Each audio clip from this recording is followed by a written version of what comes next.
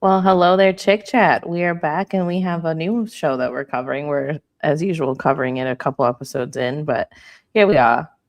Yes, jumping right into episode 4. This episode is called Emotions in Pregnancy.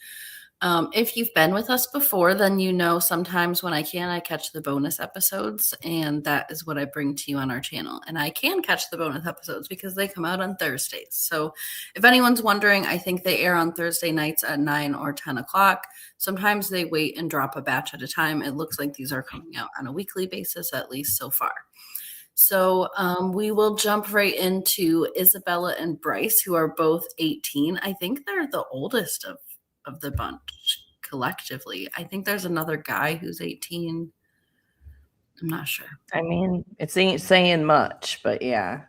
No, I mean, these are definitely, we are following teenage pregnancies. These are all very young children. Something that's also interesting about Unexpected, I think is interesting at least, is that they seem to follow families that also have had their children young. So like a lot of these kids' parents also had them young. Some of them are still having kids.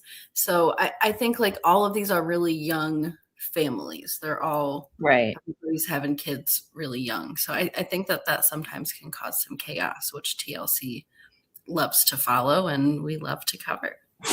I mean, we watched 16 and Pregnant, but we were the age of those girls. Now it's weird, like being an adult and watching these people, like, and being so close in age to the grandmas. Like, I can't even imagine being a grandma in like 2 years.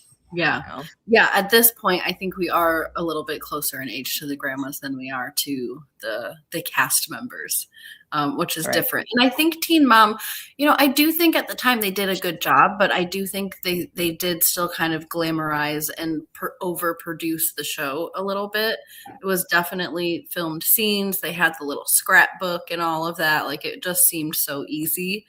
Even though they followed difficult things. So I think that this show is a little bit more raw, not completely. I mean, we're not there 24/7. But I do think they were playing off Juno at the time and with the Notebook and all that, trying to kind of, but it still, kept me from having a kid till my 30s. So for sure. They did their job with me. Enough reality that I said, thank you. I will stay until I'm grandma age, apparently. Apparently. Meemaws. Yeah, it's going to be Meemaws. So, all right. So we have Isabella and Bryce. The last couple of episodes, there's been tension rising between the two families. Essentially, Isabella's mom wants Bryce to get a job.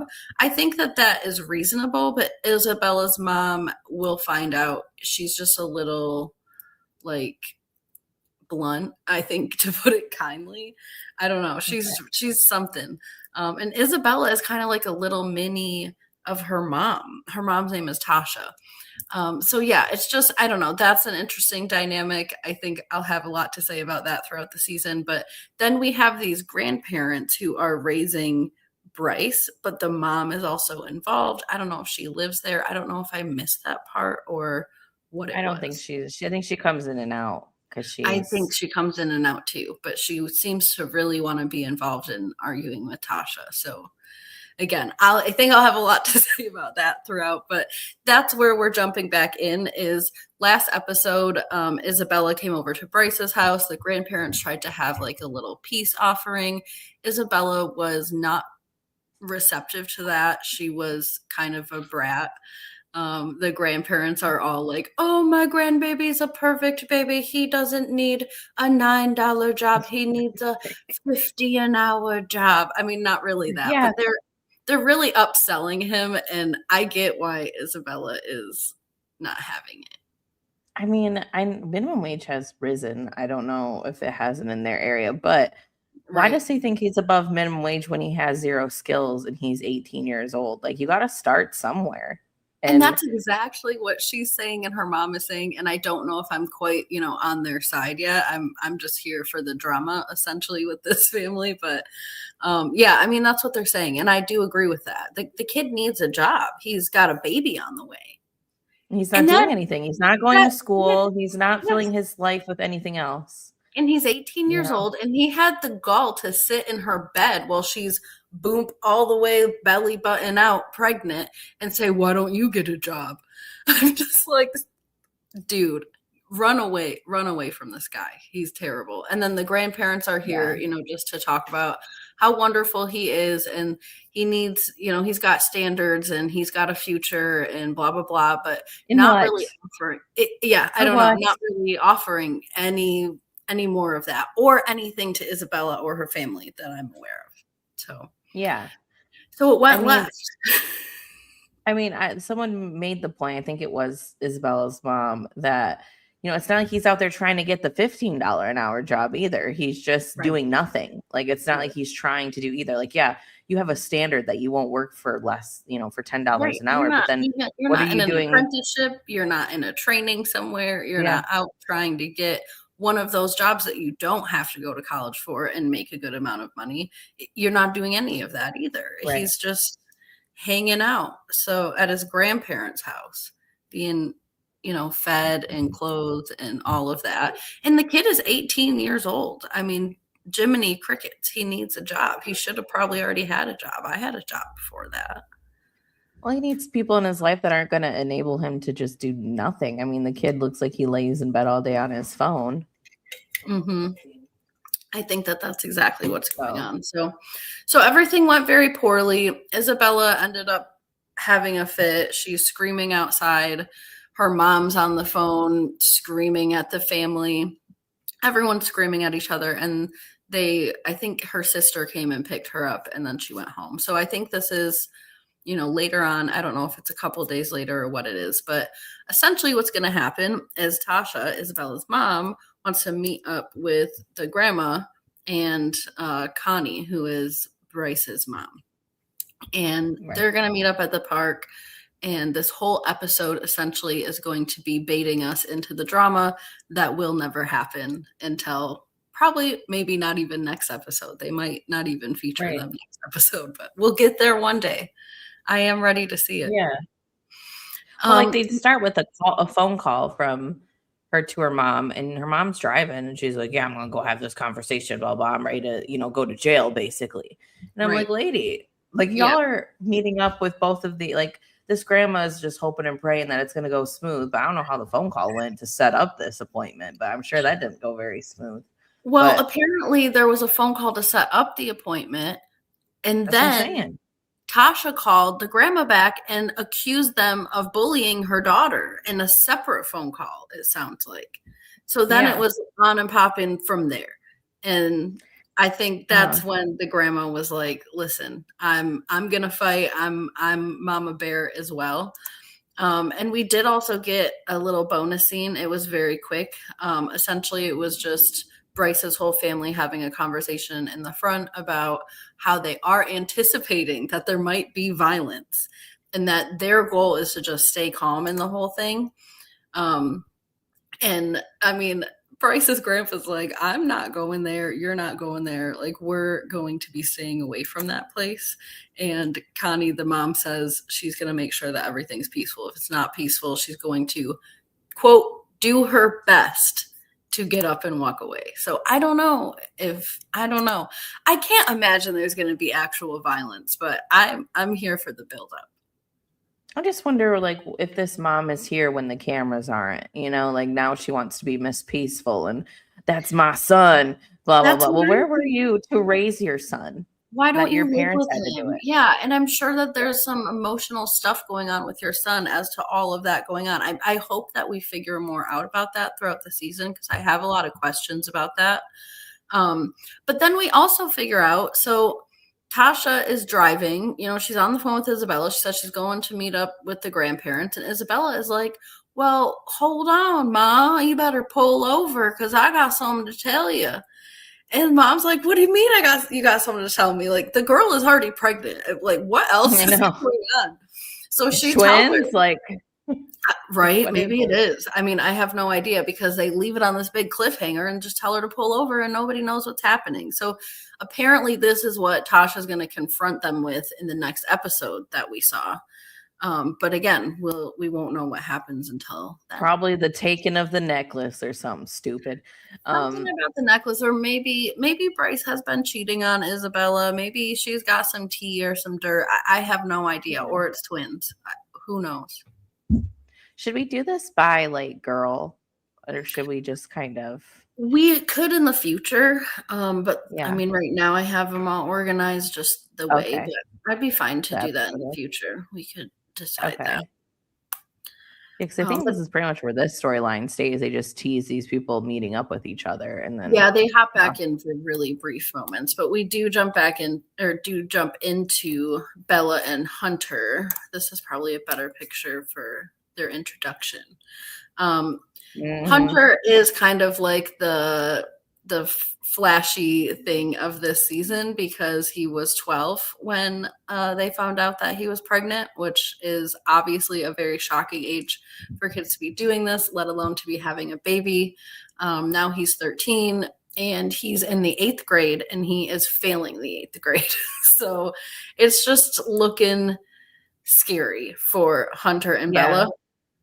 She's the only one on him about it either. Like she's so embarrassed about dating somebody in the 8th grade still because he's like 2 years younger than her and she'll be in high school and she's probably been in high school this whole time. I would be too. But his own parents and everybody, well, he's sad. He sleeps. He's sad. He's 13. Sad. He sleeps. They have got to be in sports. Is that what this title is about, Mr. Hunter? Yes. Too many excuses for this kid. I mean, my issue with this kid is, yes, he's in sports, but you can't go and do anything with sports if you got bad grades. You also had decided to have a baby, and I know this doesn't really come up much till later, but her mom specifically making all these excuses for this kid, like, well, I don't want him to be sad because his dad is neglecting him and he needs to be a dad himself and blah, blah, blah. We don't want a broken family. Ma'am, you're talking about a 15 and a 13-year-old. What are the odds that they're not going to be a broken family at some point? I mean, have some damn respect because I'm sorry, but is that not what's going on with both of these moms? My interpretation was that these are two single moms living across the street from each other, trying to. I think her dad is in the picture because we did see him in the first episode, but he just must not want to really be a part of it. I forgot about. Yes, you're right. I did forget that he is around. Okay, like they were teenagers, I think, and had kids, but they weren't this young. But they had kids and blah blah blah. But like his family's broken for sure. And I get he's 13 and his this is why 13-year-olds shouldn't be doing adult things. But he did an adult thing, and now he has to pay an adult consequence, and he needs to. I think it's time to hold these kids' feet to the fire just a little bit. It's not like we're suggesting or Bella's suggesting even that he, gets kicked out and has to be responsible for everything in the world. But he does have to step up out of his bed and show some effort now. It's not even okay for parents to really let their kids sulk in their bed just when they're depressed. There's other things to do other than just let them sleep. But now this kid has a baby on the way. And they're just trying to push this down to Bella, this narrative that, he's 13, he's 13. I understand that he's going to make mistakes, but the mistake can't only be just sleeping in bed. There's got to be some he's got to wake up and make other mistakes. This is too much. Well, and when he's about to go to bed, they're like, oh, he's going to bed. He's sad. He doesn't deal with in front of his face. They're like, he doesn't deal with things. He just goes to sleep. He's sad. And then the motherfucker's yawning. Next to them. I'm like, dude. Well, denying it. Yeah. Well, yeah, I'm not sad. I'm fine. Blah, blah. That's such a young boy or even male thing to do. But like you said, someone does need to hold him a little bit accountable for what's going on here. I mean, this girl is about to pop. And I'm not saying that he needs to know how to deal with his sadness, but the adults need to step in and say, this is not it, but try something else. Get him a therapist. They're literally, his mom is just calling. So, okay, so they have this maternity shoot And he obviously doesn't make it because, as we've been talking about, oh, and by the way, Bella's sister, who's 19, is also pregnant at the same time. So I'm sure she's going to be in and out. But they have this maternity photo shoot that they go to, and Hunter, of course, doesn't make it because he's sleeping. And then, I think later on there's something else he doesn't make it to, or wants to not make it to, the ultrasound, because he's sleeping. And it's like, it's 5:30. And his mom is making these phone calls for him. His mom is calling. Oh, he's not going to make it to the maternity shoot because he's sleeping. She sounds like she was sleeping her damn self. Are they all on the prescription pills, just in that house, taking naps all day long? What is going on? Is there a gas leak there? Like, what's going on? Yes. Someone check the CO2 or something in that house. Like, those people are not alive in there. Well, that is depression, but I just don't understand why. Mom was saying. She said, I know why you're sleeping because I do it too. Well, y'all need to wake up. Like, this is if Amber Portwood kept her child. This lady needs to stop making excuses for her friend and her friend's son being so sad that she's going to lose her friend, because these people, it's no. Honestly. I don't think these parents are doing great parenting, but that's how we got here, right? Like, that's why your kids didn't know how to have. Poor sister is overshadowed for her first pregnancy too, because her little sister got pregnant and is on a TV show. Yeah. That's very true. I hope that this is her sister's first pregnancy. They probably said that. I would think so. Hopefully. Yeah, I guess that's a good point. I would really damn hope so. I mean, she's 19, right? So, I mean, according to the families that they follow in this show, it very well could be her second, maybe even her third. Who knows? But it's probably her first. That's a good point that I didn't think about, is that this sister is like watching all this attention go on her little sister. And she's having a baby too. Like, I wonder how much support she gets from her parents, I know, how that's what I was thinking time and attention watching this maternity shoot, because it's like, I'm sure she probably is going to have her own maternity shoot if she wants to. They don't have to do everything together just because they're sisters and they're pregnant at the same time. But it made me think the same thing that the next commenter said, is like, what's going on with the sister? Is she feeling loved and appreciated? I mean, later on, we're going to see this poor sister driving around, carting around this girl while she's crying and stressed out. It's like, your sister is just as pregnant. Well, what are you doing to her? She probably is hungry too. Like, now, unless she likes that this is overshadowing her because maybe she's in her own situation and she don't want to get but according to the mom that they have, the mom they have is just like, well, it's fine. He's 13. If she's fine with the 13-year-old in this whole situation, and she's able to make excuses for the 13-year-old and all these things, like, I don't see there being much accountability. It seems like she's fine with it. I guess. Yeah. I don't know what that's teaching her kid, is like, put up with anything. Right. These poor girls. Just please don't break the home for the baby that's coming into a home of 15 and 13-year-olds. Like, I know, girl, I think we've missed that boat already. Like, this kid's going to already have struggle whether or not their parents stay together or not, especially with a dad that doesn't wake up. Yes. And even the sister was saying, like, the sister was like, well, I try to give him the benefit of the doubt and, hope that he's going to get it all together at some point. But I just don't know if it's going to happen. It's like, then when are you all going to stop giving this kid the benefit of the doubt and actually give him some structure and some, like, expectations?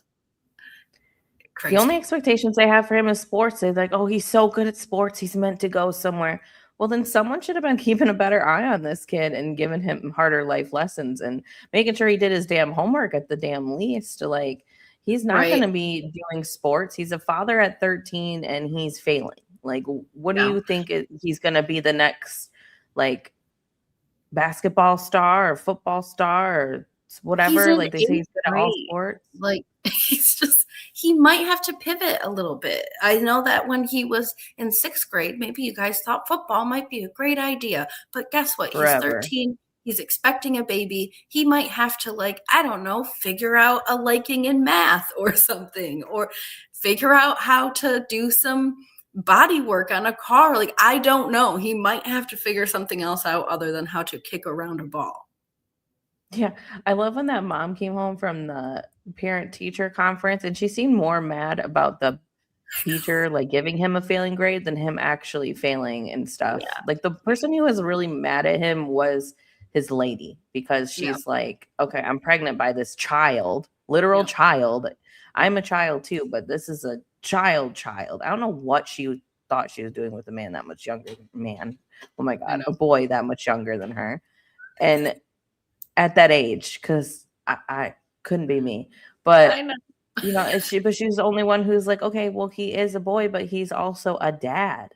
You know, like there comes a point where there's got to be some compromise here. Like, yeah, maybe I don't expect the most out of him, but I expect something. You know? Right. You have to change your identity to be a parent. So where is that happening for him? He just still gets to be athlete, 8th grader, sleepy kid.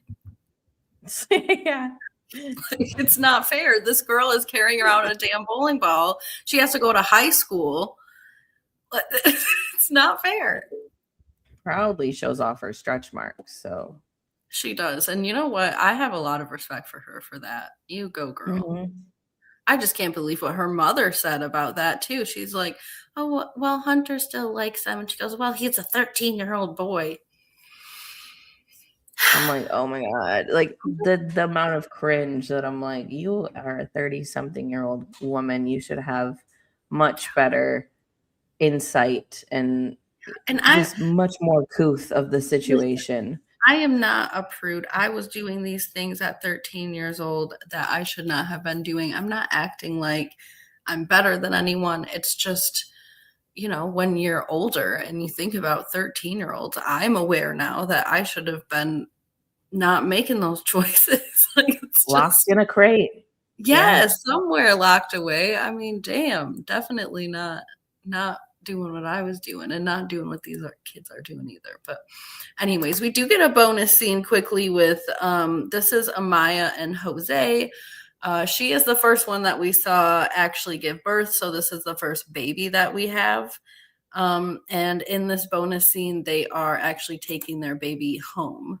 And it looks like they live maybe with the grandparents as well. I haven't seen them than they do.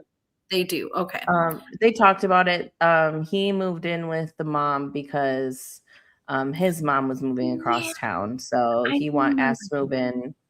Yeah, which is why she sat down this episode and was like, you need a gerb. Let's sit here and calculate, you know, like if you were making this much, how much would go to me and the house? Because you'd have to pay rent. And then you also have to pay for formula and all that stuff is on you. I don't want to pay for it. And if you can't pay for it, then sounds like you're out of here and back with your mom. Yeah. Good for her. I think is reasonable. I think that's like one of the few parents on here that are completely reasonable to me. Like, yeah, she's probably very upset this happened because for some reason her daughter's putting it on her that she said, well, fat girls can't get pregnant. I know. I'm sorry. The girl is a little slow or something. Like I don't think having them take care of their financial responsibilities is necessarily like a punishment either. I think it's just a harsh reality. I think this mom is being reasonable enough. And obviously I feel, I don't know, but I have a feeling or a sense that if something were to happen and they couldn't afford the formula, like they couldn't on the very first night, then, you know, mom's still going to go out there and get it and pay for it. So it's like, I really think she's trying to teach them some structure and some reality that if you're not out here buying this stuff, you don't think about it. You don't know how much it costs. You don't calculate this into your life. So she's, I think, really trying to start from the jump that you're not just going to live here together and have this like blissful honeymoon phase without also having the harsh reality that all parents have of like, okay, now how do we buy all these diapers and all this stuff and, you know, clothes that they grow out of and, you know, all of that. So yeah, I respect her mom a lot. I think she's doing great parenting. Yeah, although, you know, like I say with all these parents, like it's not totally their fault that these kids end up in these situations. Some of them have, I think, more accountability in that than almost others, because I'm sure there was like no teaching of like you shouldn't be doing this. Right. Or no birds and bees conversations and leaving it to the schools or whatever they're doing over there. Nobody got a doll, apparently. One of those dolls that scream all night. Yeah. But I do like that she's semi-supportive, but she's also like, this is the real world and this is how we're going to maneuver this. But I just think the girl's something's a little slow about her. Like, she didn't think she'd get pregnant because she's big. She didn't know she's going to give birth for some reason. And then they show her giving birth, and it's just such a like long, drawn out thing where I felt uncomfortable because I'm like, this girl is like 16. And I don't know how I feel about like seeing her like spread eagle, even though it's blurred out. I mean, that means that some man in an editing room saw her spread eagle, not blurred out. And I just like all the things. So I don't know. No, and she's been wearing that damn bonnet for like 4 episodes now. I know. We have not seen her do much. It seems like and this is kind of what she was saying in this bonus scene. It seems like she was definitely taking advantage, which no judgment, with the hospital staff and people helping her with things, and so she's kind of having a crash landing even to coming home, and so it seems like she really hasn't done much for herself or for the baby since she's had this baby. She's just been recovering. She's getting home, and she really has not done a lot. In her birthing episode, like, that was intense for me. For some reason, I teared up about the mom having a whole thing with like, she's never had a vaginal delivery. She's only had C-sections, and she doesn't know how to coach her daughter through it. And then she did, and I just thought that it was beautiful. But they're still hilarious to me. This whole family is hilarious. This girl is so cute. She's just, that's all that I can. She's just like precious, like not like precious, but like she is like a precious person. Like, she's just, she's a little simple. It's shocking even that she's 16. It's just, I don't know. She kind of thinks like a 13-year-old a little bit. So I'm excited to see her mature. But she comes home. She's like, this baby has absolutely no, instruction manual. The nurses have been taking care of me. Now I'm here. I'm definitely feeling like a mom. And then we get in this bonus scene, we meet Jose's mom. Oh, okay. Why are we meeting a full, like, teenage person's mom in a bonus scene? What is happening here? Thank God that I caught this. Yeah, because I didn't. Do you want to know what else about this 38-year-old mom? Mm-hmm. She just had a baby. Oh no! 3 weeks ago. That's what happens when you don't cage up your kids, I guess. Like, why is this in a bonus scene? Well, it does remind me of, there was a different season of Unexpected where the mom and the daughter were pregnant at the same time. So, I mean, it's not, completely out of the realms, but it is weird that this wasn't included in the regular episode. Yeah. It's crazy. Why have we not met his mom yet in any capacity? And why is because, like you said, they have followed parents before that are also having children, just like they've also followed siblings who are having children too that are young. So why is this not more featured in a bonus scene? I don't know. I'm sure they will bring this up at some point in the regular season. So we meet his mom. She has given birth 3 weeks, I think, before Amaya gave birth. So this is, or 3 months. Sorry, I got confused. 3 months. So this is Alexa, who is Jose's half sister and the baby's auntie. Yep. That happens. I mean, my oldest cousin is like the same age as my youngest aunt. So they are only 3 months apart. So I guess, and things happen. It does happen. Mm-hmm. They probably didn't want to confuse us any more than we are, but that's probably true. I think that could be possible. But they've featured that before. So I guess, I don't know. I'm just confused why it's not on there, but that's definitely an explanation. Man, every once in a while they do this to me. So they end up having a conversation. Jose's mom is visiting in the bonus scene. She brings the baby over. The babies are looking at each other.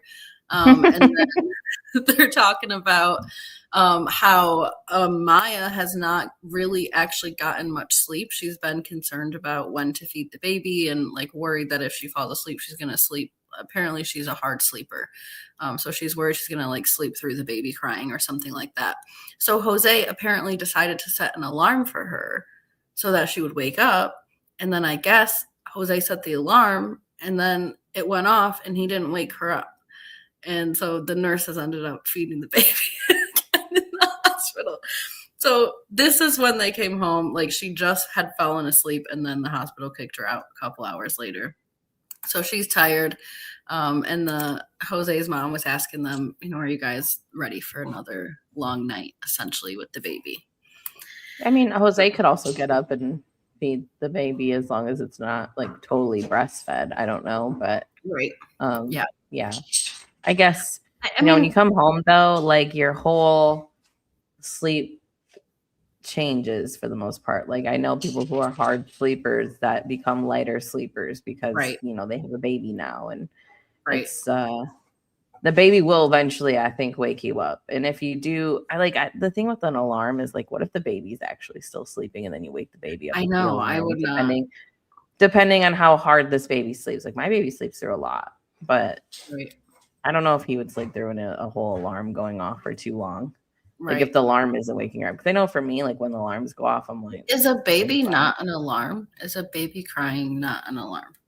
To me, I mean, honestly, to me it is because it's like, your baby's cry too from like across the hospital. Like when my baby got his circumcision or whatever, I could hear it. Like I could hear him and they didn't bring him farther enough away, but I could hear him and it just like I knew it was him because his cry, like you just kind of like it's a biological thing. So I think that kind of also happens a little bit at home.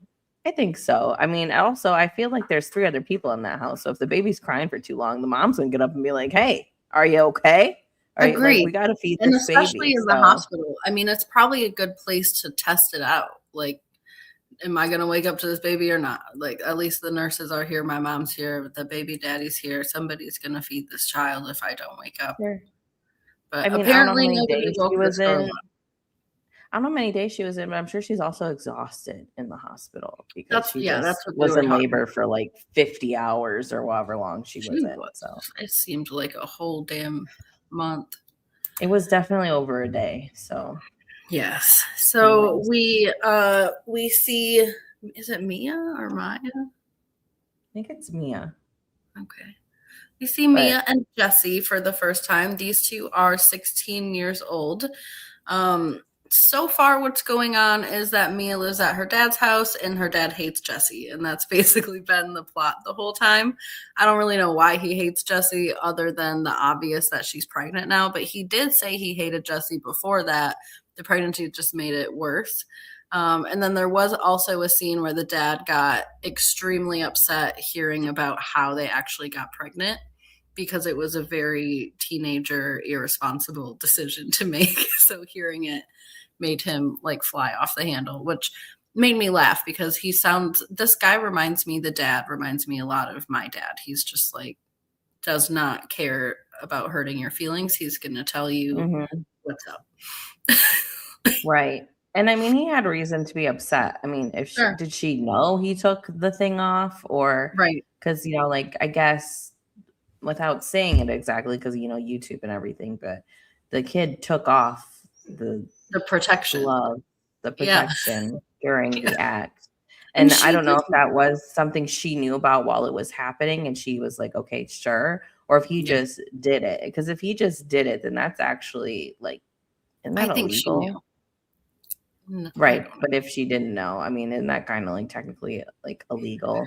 I don't know. I mean, it's not like protection is 100% like. It ain't when you take it off, that's for sure. I think it's illegal if you have diseases. That I do know. I think it's illegal in general because that could be like entrapment. Like if you do get them pregnant that way, because that's like a way of entrapment or something. But that's if she doesn't know or she, like obviously she's not going to pursue anything because they're together. But then, like, what I'm saying? Like, I don't know if that's really illegal. Like, what would be the difference between that and an accidental pregnancy?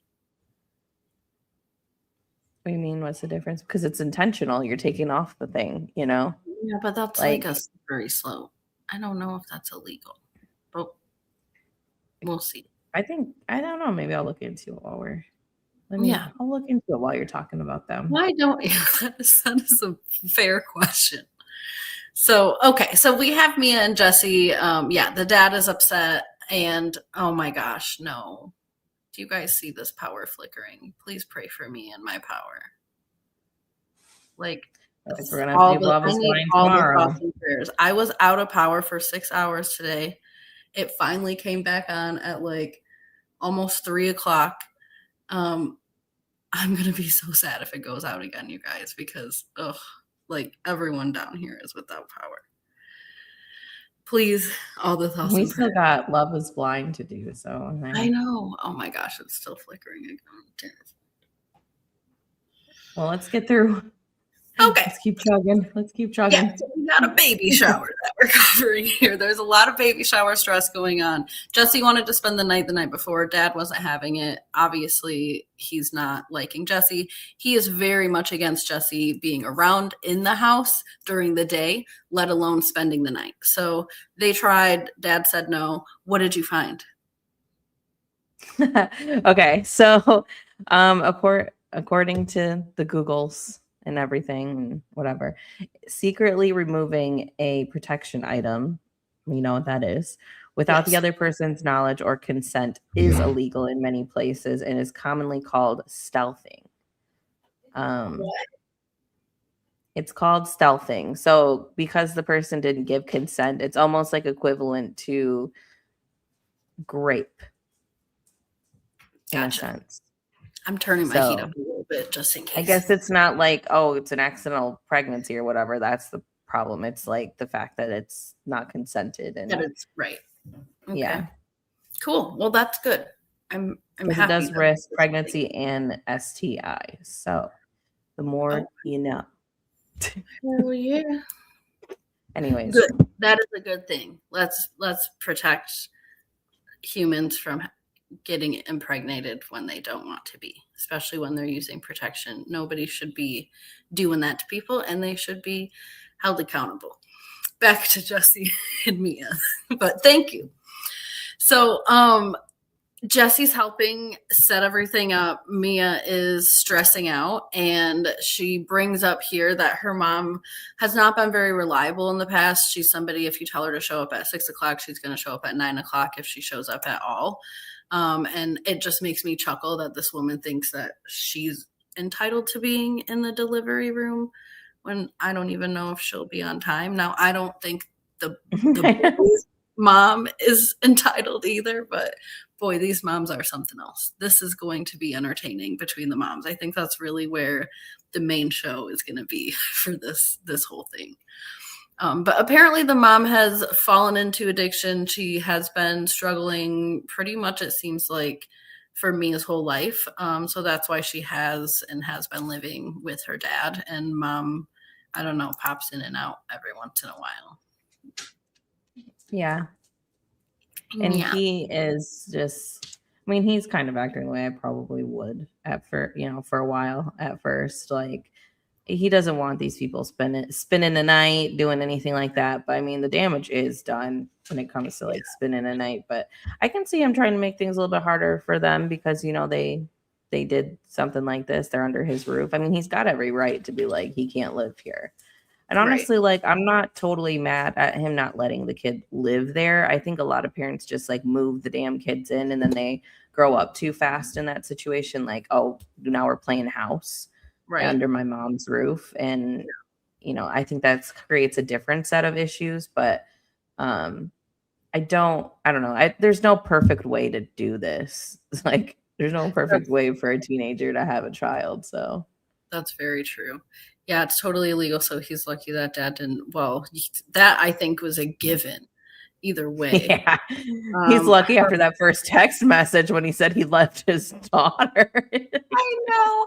He sent him like some like paragraph that he thought was going to be sweet or something. Like, I don't know. Yeah. You have to know your audience, buddy. I don't think he was read the room. Yeah. Also says her mom wasn't even there for her, so why would she be in the room? And that other mom is weirdly entitled. That is exactly how I feel. I think whoever ends up in the room is fine. Whatever Mia's decision is, whatever makes her comfortable. I just hate that the moms are already starting this drama for something that, you know, essentially it should be Mia's mom, unless her mom is not showing up. Then dude's mom should step in. But like, why make that so filled with pressure for this poor girl? Stop it. They both her need baby shower. Like the mom finally shows up, and the whole time this other mom's like talking crap, like, oh well, her car is broken down, it's been stolen, it's been whatever. And now this girl finally shows up and she introduced herself and she's like, oh, and by the way, I'm going in the room. So like that is what you're saying, like weird entitlement. Like just meet the woman first. Yeah. Why are you the one making the decision about being in the room? Sure, you probably want to be in the room, but maybe it's a little awkward considering it's not your son pushing the thing out of his peen. Yes. You know, it's a whole other girl. Like, I feel like AK, that's Jesse's mom's name. I think her name's Ashley, but I think I can understand why she feels frustrated with Mia's mom, but to just introduce herself in that way and just come out and be like, oh, this is the first time I met you. I heard all these stories about your car. You missed the whole entire day. Like, wow, lady. And now you're going to just barge into her daughter's delivery room just because you feel like you've been there for a pregnancy. I mean, let's not forget, I understand that her mom has problems, but her mom is her mom. She delivered her too. So I just think that, yes, you have been there. Yes, this is your son, but I don't know. It just rubs me the wrong way, the entitlement that AK has. And it rubs me the wrong way that the mom thinks that she's going to even be able to show up the day of the birth, let alone, I mean, she's going to be like a week late. No, none of these women are it. Right. At least Joe, probably Jose's mom, wasn't like a mom. Oh, Joe from Team Up. Joe. We're calling it back to 16 and pregnant, I guess. Yes. Good. At least Joe's mom wasn't like a mom to Kale, and she was there because her mom wouldn't do anything. This is what I was talking about with like the way that it needs to go is that there needs to always be space for Mia's mom, just like there was always space for Kale's mom, but that Jesse's mom, just like Joe's mom, will step in when needed, no questions asked, without guilting her or shaming her. I think that was such a beautiful relationship for so long. It of course went left because of Kale, but I think that it was a really nice relationship. So I agree with that. I do think like in that situation with Joe and Kale, like Kale was living with Joe's mom. Like you saw a lot more of their relationship, and you saw a lot of the things that I forget her name was doing for Joe and Kale, and she was even involved in their relationship. Now I don't know if Jesse's mom is really like that involved. I know she does not live with this woman and everything. She says, I've been there. I'm entitled. I think she even said those words. I'm entitled. It's just wild. But anyways, we're running ahead of ourselves as normal.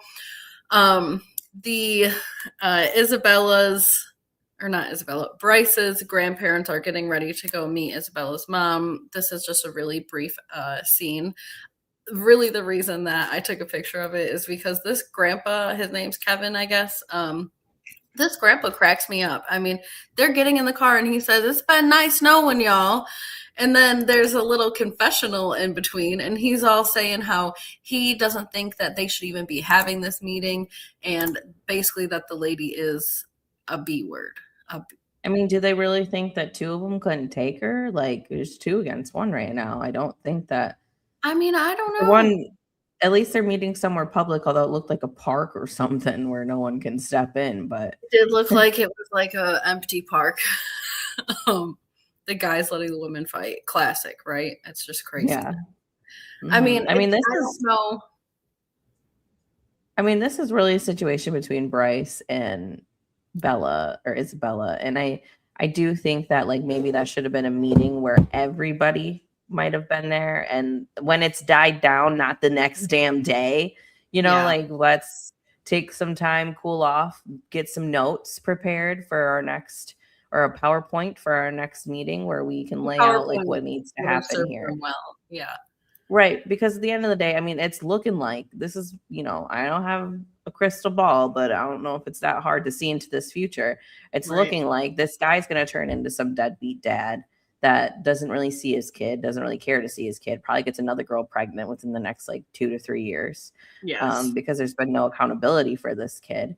And the baby's going to live with gerb. The baby's going to end up living with its grandma and its mother for the most part. So really, I mean, they have the ball in their court. It's not like, I'm guessing for this grandmother lady, she's like, well, I want to see this baby. So if I want to see this baby, I want everybody to get along as much as possible. Even if I don't like these people and they called me a bully and they screamed at me while I was trying to get my necklace back or whatever the case was. She was weird for doing that anyways, giving an 18-year-old a necklace to give another 18-year-old that's pregnant. But, and like, I'm sorry, but to send your mother over to get this necklace from this pregnant girl as if you're never going to see her again or something. Yeah. Please with the drama. Like that was actually a classic example of the adults in Bryce's world not being adults. They should have stepped in between that and that moment and said, listen, I know you want your necklace back and you will get your necklace back, but you will not be going over there. And I most certainly will not be going over there to ask her for it back while she's crying in the car and screaming at her mom. Like, let's not talk. Let's stay separate. She's trying to leave. What would that do? I mean, all it did was stir up all the emotions again. Like, why weren't the adults in the room acting like adults and saying, I'm sorry that you want to act out on your emotions right now, but you can't. You're going to have to go in the house and get your necklace back at a later date. They were really the adults in the room. They would have, when this whole conversation of a job started, been like, yeah, I mean, that's reasonable. Right. You should have a job. Yeah, sounds like a great idea. You have a car, so why don't you have a job? Like, how do you have a car without a job unless we got you the car? Do you see that big old truck that kid's driving around? You know how much gas probably takes to drive that kid for 5 miles? I mean, geez Louise, and you're telling me he doesn't have a gerb. It's just insane. And he needs a $15 an hour gerb because he has standards. He's 18 years old with the pressure go up. These people. Yep. But anyways, we are back over to Bella and Hunter. This is the ultrasound debacle that goes down where once again, Hunter does not want to get up out of bed at 5:30 in the daytime. What's interesting here is that Hunter's mom actually calls Bella from Hunter's phone and you can hear her in the background and she's like, talk to her, tell her. It's like, what the hell? Yeah, that's them. I mean, at least she's doing that and not making the phone call for him, I guess, at that point. Agreed. Next comment sucks. For everything Isabella was going through in that moment and how heated she was and how much her mom was even adding to the being heated, she took that necklace off so politely and handed it back to that woman and rolled back up that window. I could not have been more proud of her in that moment. Yeah. I mean, she might have said something like, I don't want this anyways or whatever, but that's polite. But I don't remember, but she did just, oh, sure. And just, took it off because, I mean, she could have been a pettier person and like ripped it off and handed it to her. That's what I was scared was going to happen or that she was going to have a meltdown or whatever. And like, I'm glad that none of that happened, but I also think that it was just that kid wanted to act out on his anger in the moment and his family let him. And it's like, y'all need to calm down. I think it was smart of her because if that's, I mean, I don't know how much the necklace really costs or anything, but I guess it's like a sentimental thing. So yeah, it was like a family heirloom. Yeah, that he would play with as a child. So like, I don't know. I guess that's the sentiment behind it. But yeah, I mean, back to these people. This kid he's a kid, and it's that line that I'm on where I'm like, he's obviously a child still. Like he just turned 13. He's really still 12, I think. Yes. And he never had any business doing the things he's doing. And then to still like have the adults talk about him like, oh, well, he's a 13-year-old boy, like earlier, like just the innuendos that are put on this like actual child. I'm like, Yeah, but then He's not a 16-year-old boy. Conveniences of like, well, he doesn't have to have any responsibility. He's just a kid. It's like, I don't know. These two moms are kind of icking me out. I really want to like them because I see that they're in a difficult situation and I do believe they're trying their best to support these kids too. But I don't know. They're just the openness around this relationship. I understand that they're already pregnant and that, the worst has already happened, but do we have to like joke about it and normalize that 13-year-old boys are a certain way? I mean, what if they're not? Right. Why do we have to push that Not on all them? of them are.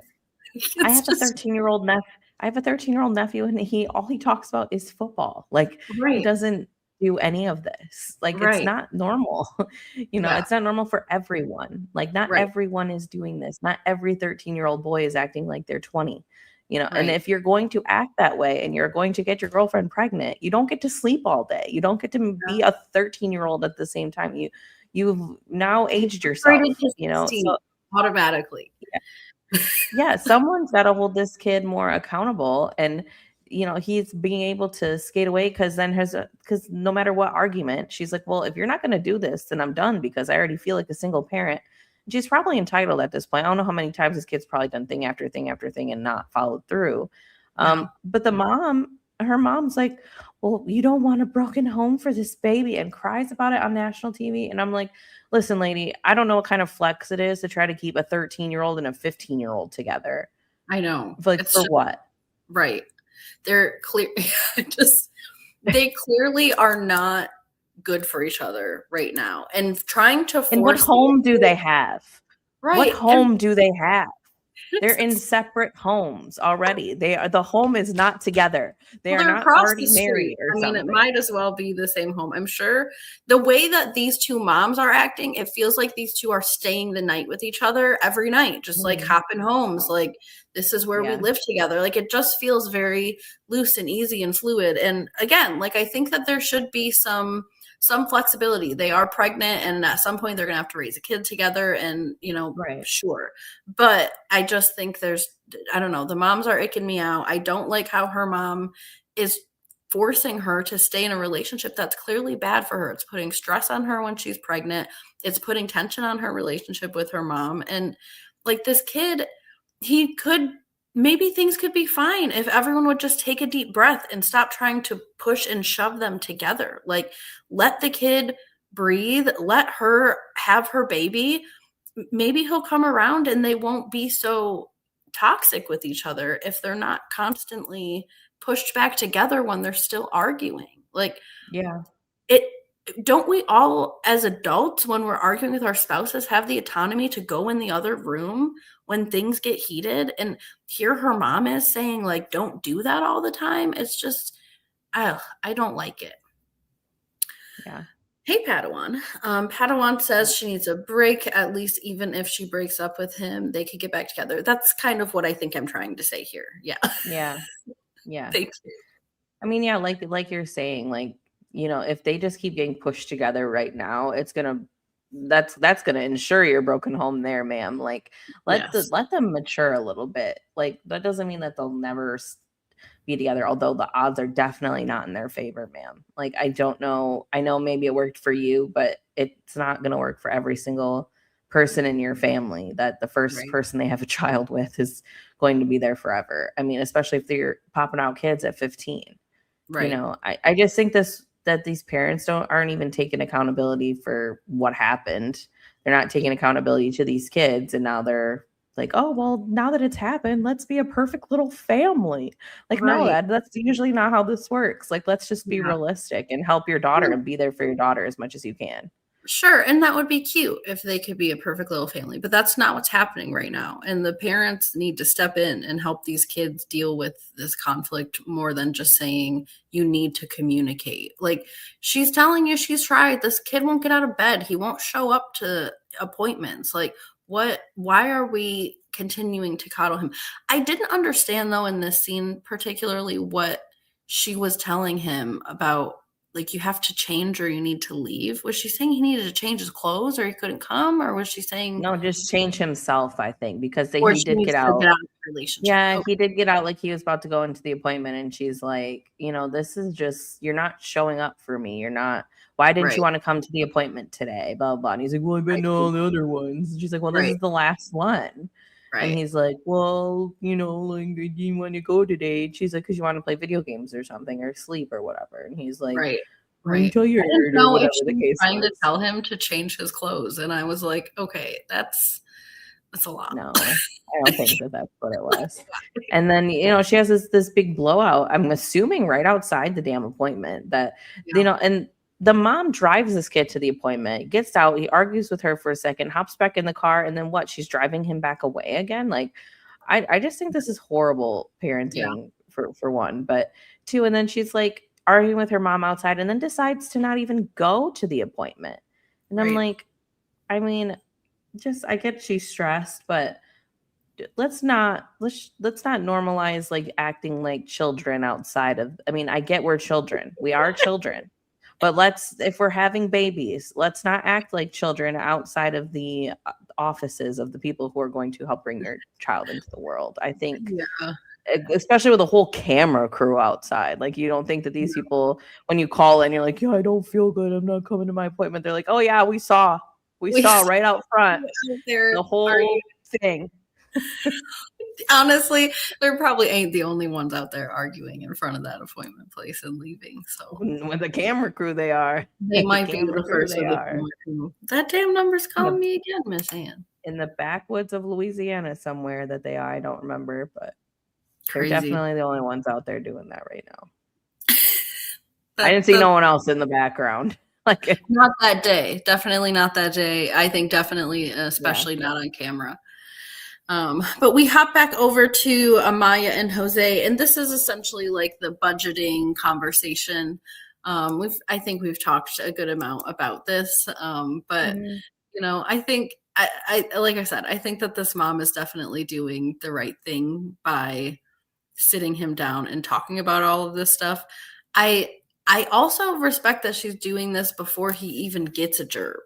I think he needs to understand that no matter what he makes, no matter what he does, I want this percent as rent, and you are responsible for your kid so that you know what to set yourself up for. Like, ain't gonna be no questions once you get your first paycheck, Mr. Jose. I have the most hope for this kid as a dad. I think that's a valid hope. I think that I think that's a valid hope.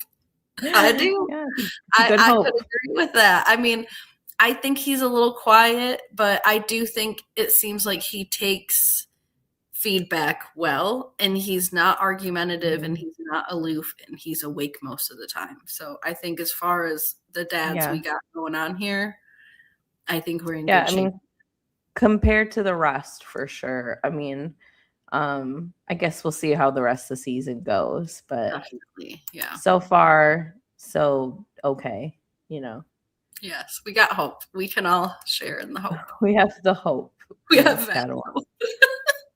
We have that slight hope right there. So back over to Mia and Jesse, and the baby shower is now commencing. We're taking photos. We are eating delicious treats and opening gifts. And Jesse is feeling like the man of the hour. He was like, I've been to a baby shower, but being the parent, man, it is something else.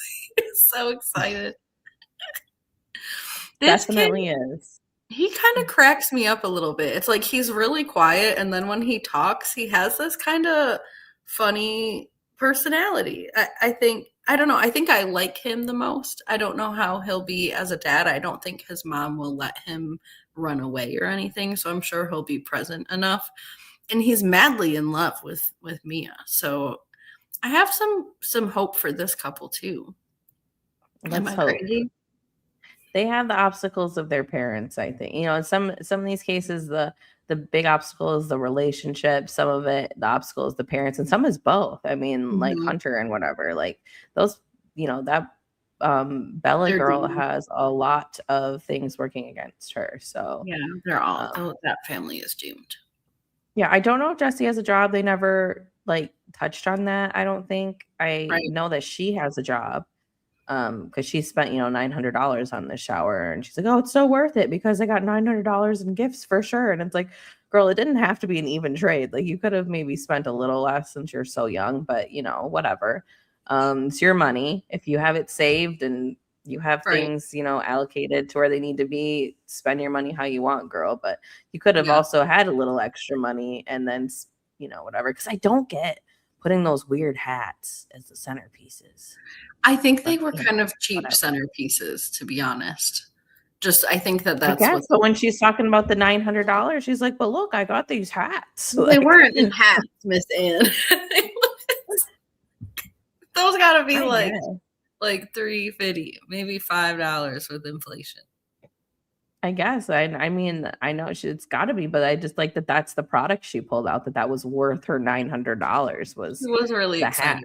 Those, I know. Oh, I got these hats. She did do that. I wanted to see all the decorations. I feel like I kind of missed a lot of them because of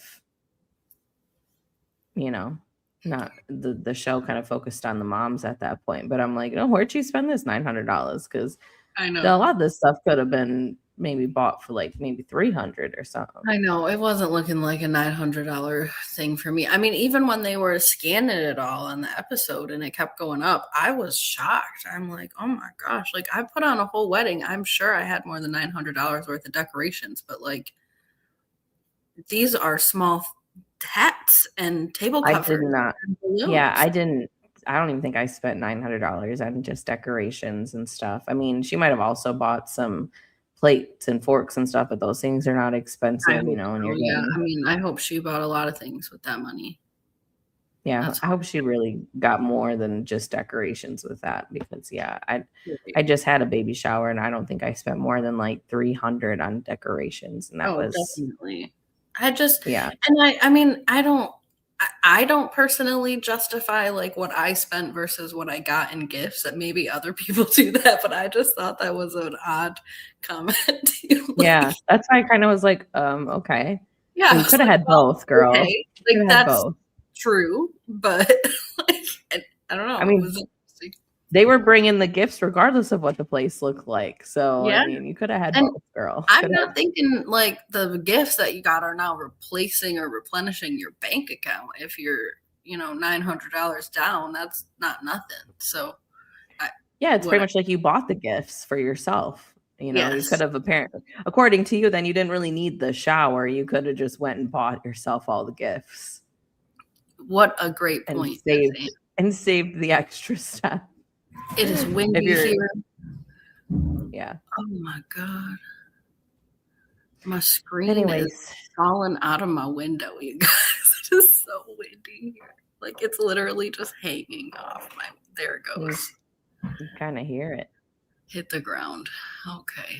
And anyway, so these grandmas are also not only arguing about who's in the room, but also about being a grandma. Like she's like, I don't want to be a grandma. Yes, and I'm me, Ma.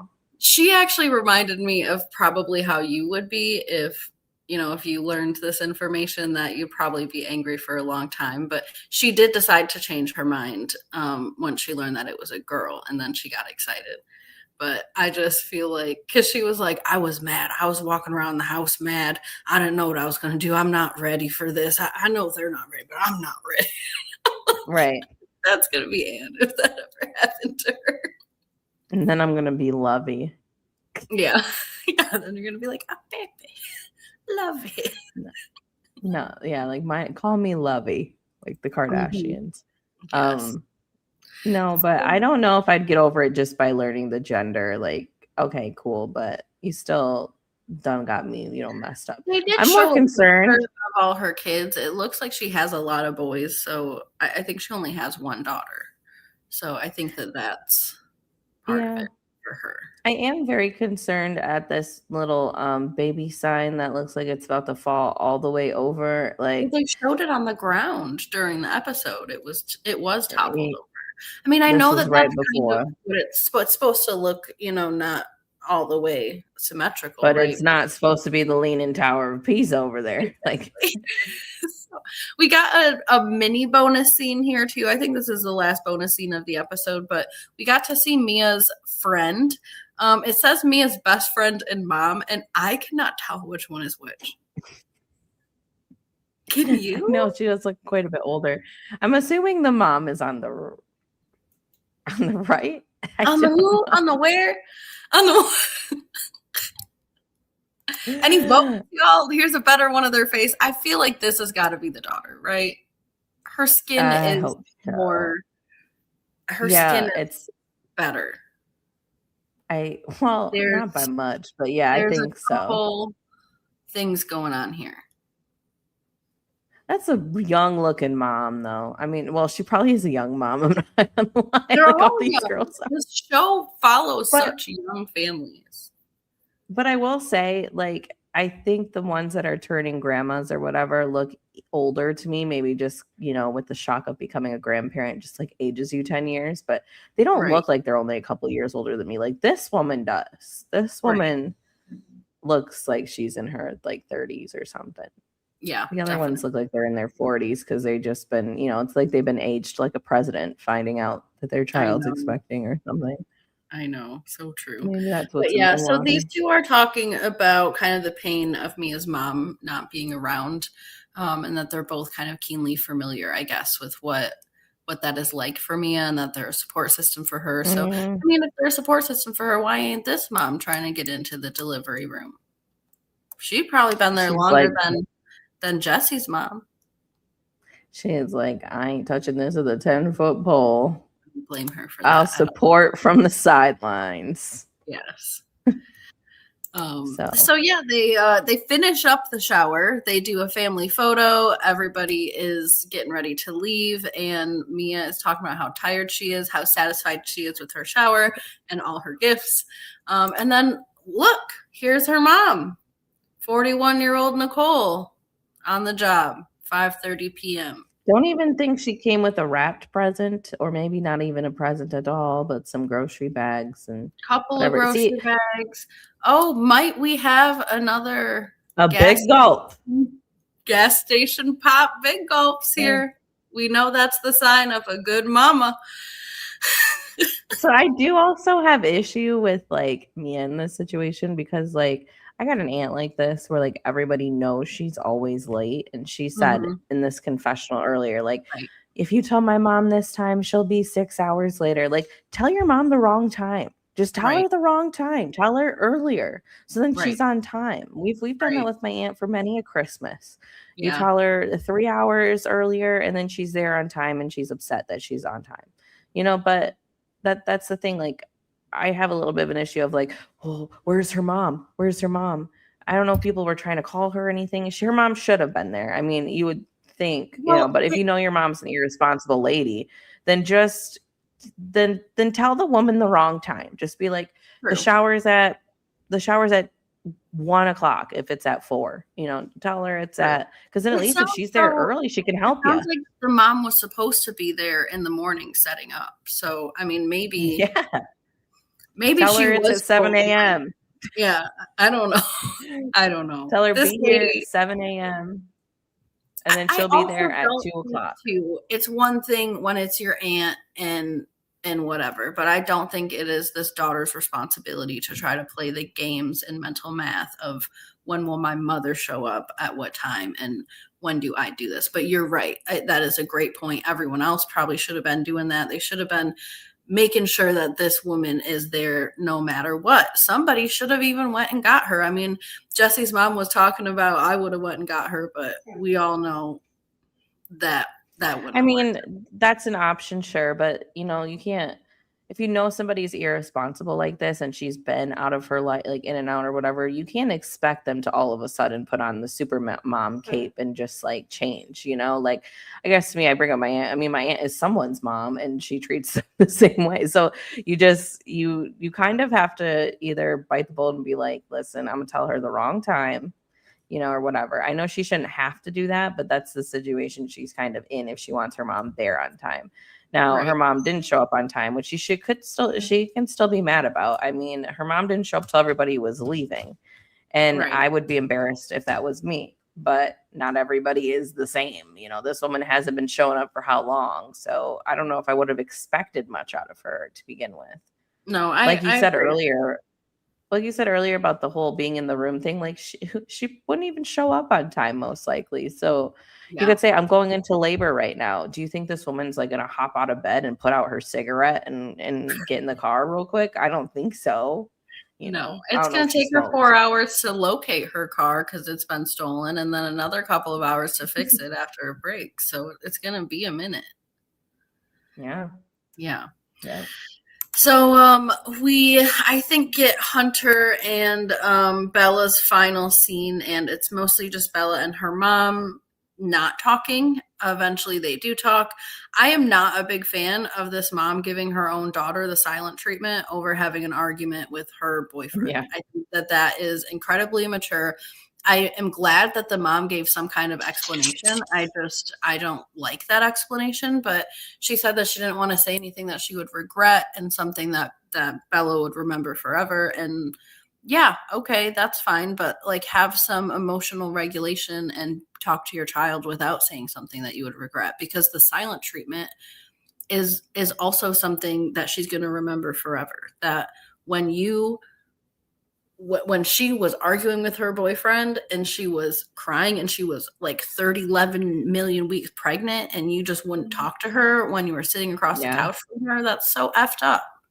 Don't do that. And you were taking the side of that said weird 13-year-old boy who literally got out of the car for 5 minutes. I keep wondering, like, does this mom want to be with Hunter? Like, is this like, why are we pushing this 13-year-old boy on her so hard? And she's such a good point too, because Bella was all like, oh, well, every time I do try to talk to him, he just talks to you instead. And I was like, okay, so she is getting overly involved. You can tell Bella was crying, no makeup. Yes. Yeah. Bella was crying. Yeah. She was. Her makeup is gone. And it was there before. Good eye. Mm-hmm. Good eye. So Bella's essentially saying, like, I would like for him to take accountability for his actions, and everyone is shielding him from that. They're letting him sleep. They're telling him all kinds of things. And all I want is to be able to talk to this man. If he won't talk to me, then I'd like to break up with him, and nobody will let me do that either. It's actually a pretty devastating situation that this poor girl is in. Yeah, she's stuck.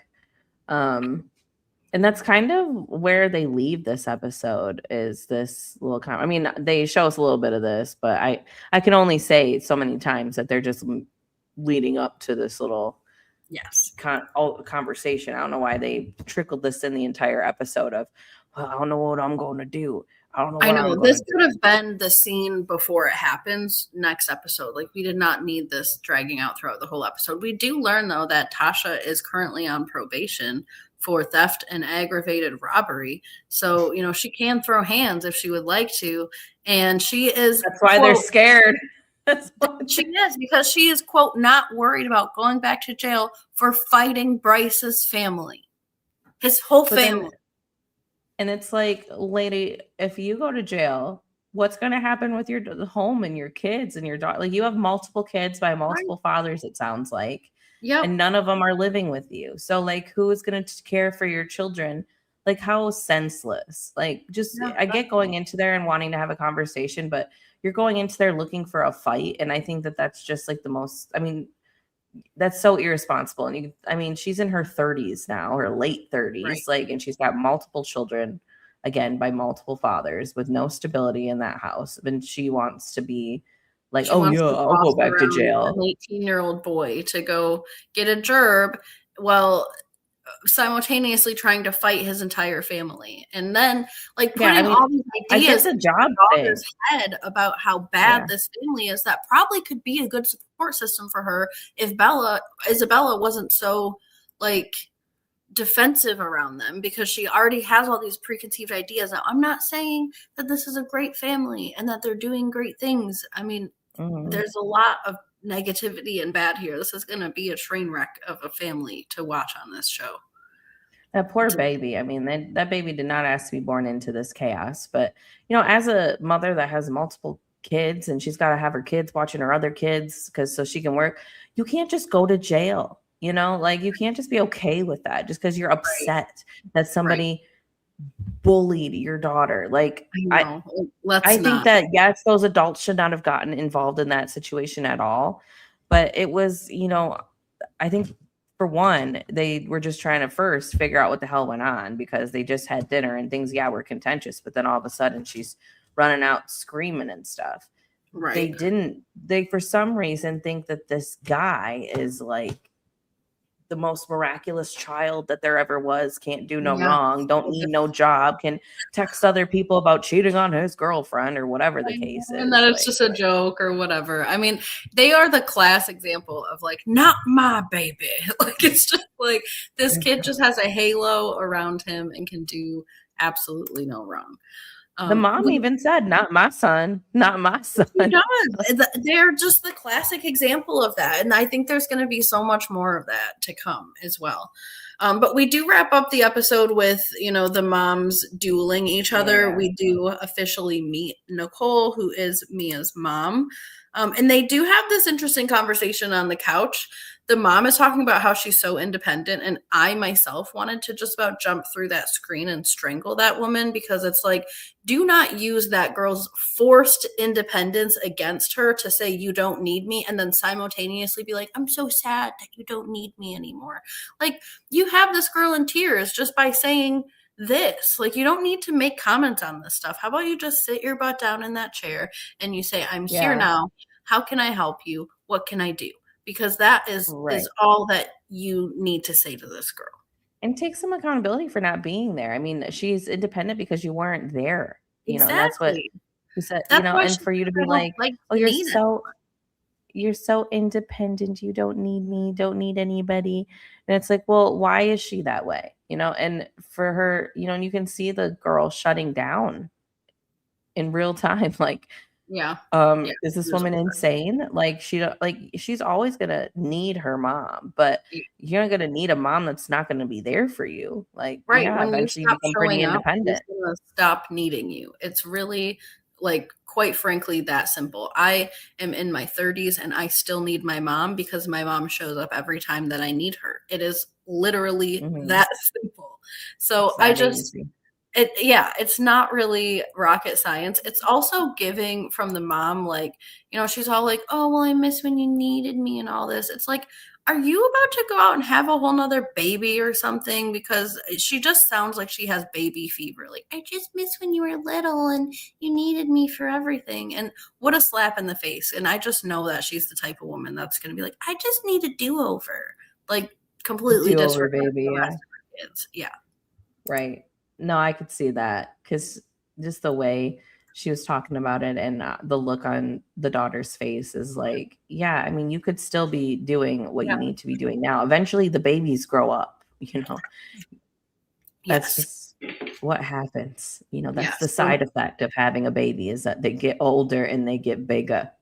And they do become more independent. But again, I mean, it really is dependent on how much you're around too. Yeah. Just like we have, what's his name, like the grandparents with Bryce. I mean, that kid is very dependent and he's 18 years old. Why? Because everyone does everything for him. So, I mean, it really is a push and pull kind of relationship. But this is where they end things off. I mean, we're kind of in a standoff moment. I think Mia says right now, Jesse's the only one who is like officially in the delivery room. And leave it that way, girl. Yeah, I know. And these two moms are probably going to go back and forth for quite a while up until the day of the birth, I'm sure. Just leave it that way for your mental health, honestly. Otherwise, you're going to have, even if you're allowed to have all of them in the room, it will be so much chaos. They'll be trying to assert dominance, and it's just, Right. That's so true. Yeah. So we do have some previews for next time. Bella is going to hit 40 weeks and the doctor is going to recommend a C-section and her mom is going to be really upset to hear about that. AK, who is Jesse's mom, wants to talk to Kevin, who is the dad of Mia, about Jesse and Mia living together, and he's just not having it. He's like, I don't know if there's any rules that they have to live together, so no. And I think that's as far as it's going to get. I would be surprised if she could push that man any further, but I don't know. They could be a good match going on. And then we are going to see the conversation, obviously, with Isabella's mom and Bryce's grandparents. But Isabella's mom is coming now prepared with whatever tea it is that Isabella gave to her. So it seems like that's going to kind of blow up the whole peacemaking conversation and turn it into another argument, which we are all here for. And if they leave us on a cliffhanger with that, I'm going to burn something. Honestly, it's been 5 episodes of this fight, so I know. Anyways, well, thank y'all for watching. Remember to like and subscribe, especially like the video. Give it a good little share, copy link. You don't even got to share it, just like copy it, and you can copy something else later. But yes. Anyways, thanks for joining us on our first episode covering Unexpected. We'll be back. We'll be back for more. We're going to follow this season. So if you're new here, don't forget to subscribe to us and click the little bell so that you know when we go live. Usually it's on Fridays sometimes, but sometimes it bleeds into the weekend. Yes. So, yep. We'll see you next week. All righty. Bye-bye. Bye now.